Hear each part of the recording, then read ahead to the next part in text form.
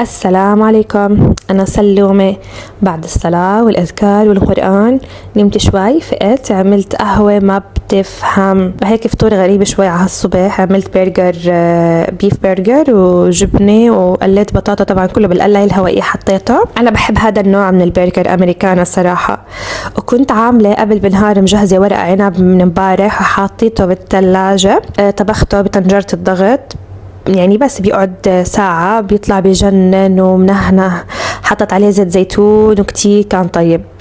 شوفوا على هالمنظر، بيجنن طعمه ما شاء الله ومستوي ما شاء الله. طبعا ما أكلته كله، وديت لصاحبتي صحن وبقي منه كمان لتاني نهار ما شاء الله. والمساء عن جد ملل. رتبت البيت بسرعة، طلبت من بلبن. طبعا هذا بلبن من أيام الأردن، يعني أنا وأخوي كنا دايما.